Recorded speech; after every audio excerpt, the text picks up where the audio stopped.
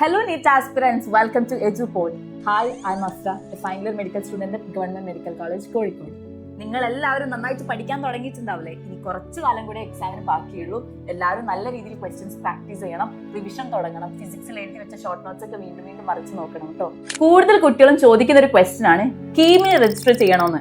നമ്മുടെ കേരളത്തിലെ കീം എന്ന് പറയുന്ന പോർട്ടലിൽ രജിസ്റ്റർ ചെയ്യണോ എന്നായിരിക്കും കൂടുതൽ നീറ്റ് ആസ്പിരൻസിന്റെ ഡൗട്ട്.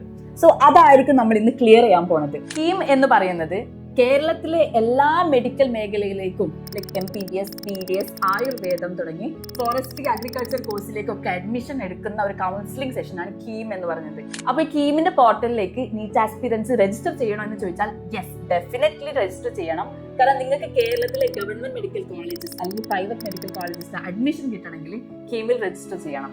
ഈ കീമിന്റെ അടിയിലാണ് ഈ മെഡിക്കൽ കൗൺസിലിംഗ് നടക്കുന്നത്. കേരളത്തിലെ ഓൾ ഇന്ത്യയിൽ നടക്കുന്നത് MCCന്റെ NMCന്റെ അടിയിലായിരിക്കും. അപ്പൊ അത് വേറെ തന്നെ നമ്മൾ രജിസ്റ്റർ ചെയ്യണം കേട്ടോ. ഇനി കീമിന് രജിസ്റ്റർ ചെയ്യുന്ന സമയത്ത് നീറ്റ് ആസ്പിരൻസ് കീം എക്സാം എഴുതണം എന്നില്ല. കാരണം കീം എക്സാം എന്ന് പറഞ്ഞു കഴിഞ്ഞാൽ ഫാർമസി കോഴ്സുകൾക്കും അല്ലെങ്കിൽ എഞ്ചിനീയറിംഗ് കോഴ്സിനുള്ള എക്സാം ആണ്. ഇപ്പൊ നീറ്റ് ആസ്പിരൻസ് കീമിന് രജിസ്റ്റർ ചെയ്തിട്ടാൽ മതി. മെഡിക്കൽ ആൻഡ് അലൈഡ് കോഴ്സസ് എന്ന് പറഞ്ഞിട്ട് രജിസ്റ്റർ ചെയ്തിട്ട് അതിനുള്ള പേയ്മെന്റ് അയക്കാം. കാരണം എക്സാം കഴിഞ്ഞ് നീറ്റ് എക്സാം കഴിഞ്ഞിട്ട് അതുവഴിയായിരിക്കും നിങ്ങൾക്ക് കേരളത്തിൽ അഡ്മിഷൻ ഉണ്ടാവുന്നത്.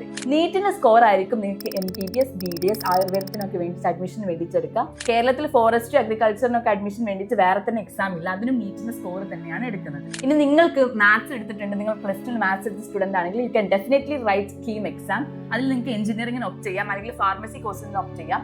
ഫാർമസിയിൽ ഫിസിക്സ്, കെമിസ്ട്രി മാത്രമേ ക്വസ്റ്റ്യൻസ് ഉണ്ടാവുള്ളൂ, മാത്തമാറ്റിക്സിന് ക്വസ്റ്റ്യൻസ് ഉണ്ടാവില്ല. അപ്പൊ നിങ്ങൾക്ക് വേണമെങ്കിൽ അങ്ങനെ ട്രൈ ചെയ്യാം. കാരണം നിങ്ങൾക്ക് ഒരു മോക്ക് ടെസ്റ്റ് എഴുതുന്ന സമയത്ത് നീറ്റിന് എഴുതാൻ പോണ കുറച്ചുകൂടി ഒരു റെഡി ആവും.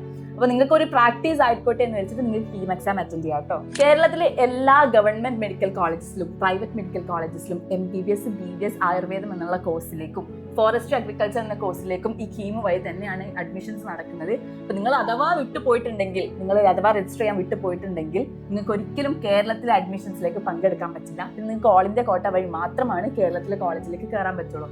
ഒരിക്കലും നിങ്ങൾ മറന്നു പോകരുത്, കീം എന്തായാലും നിങ്ങൾ രജിസ്റ്റർ ചെയ്യണം. പക്ഷേ നീറ്റ് ആസ്പിരൻസിന് അല്ലെങ്കിൽ MPBS, BDS ഒക്കെ പഠിക്കാൻ നിർദ്ദേശിക്കുന്ന ആൾക്കാരാണെങ്കിൽ നീറ്റ് എക്സാമിൽ മാത്രം എഴുതിയാൽ മതി. നീറ്റിന്റെ സ്കോർ വഴിയായിരിക്കും കീമിന്റെ കൗൺസിലിംഗ് നടക്കുന്നത്. ഇപ്പൊ കീമിന്റെ രജിസ്ട്രേഷന്റെ ഡേറ്റ് ഒക്കെ പറയാൻ പോകുന്നുള്ളൂ. പറയുന്ന സമയത്ത് നിങ്ങൾ കറക്റ്റ് അതിന്റെ ഇൻസ്ട്രക്ഷൻസ് നോക്കുക, ഗൈഡ് ലൈൻസ് നോക്കുക, എന്നിട്ട് അതിന് വേണ്ടി സർട്ടിഫിക്കറ്റ്സ് ഒക്കെ സബ്മിറ്റ് ചെയ്ത് ഉറപ്പായും പേയ്മെന്റ് അടച്ചിട്ട് രജിസ്റ്റർ ചെയ്യണം. എന്നാൽ നിങ്ങൾക്ക് കേരളത്തിലെ മെഡിക്കൽ കോളേജസിൽ സുഖമായിട്ട് പഠിക്കും. Thank you so much for watching this video. ഇനി എന്തെങ്കിലും എൻക്വയറീസ് നിങ്ങൾക്ക് ഉണ്ട്, ഡൗട്ട് ഉണ്ടെങ്കിൽ താഴത്തെ കമന്റ് ബോക്സിൽ പറഞ്ഞാൽ മതി കേട്ടോ. നമ്മൾ അടുത്ത വീഡിയോയിൽ അത് ക്ലിയർ ചെയ്യുന്നതായിരിക്കും.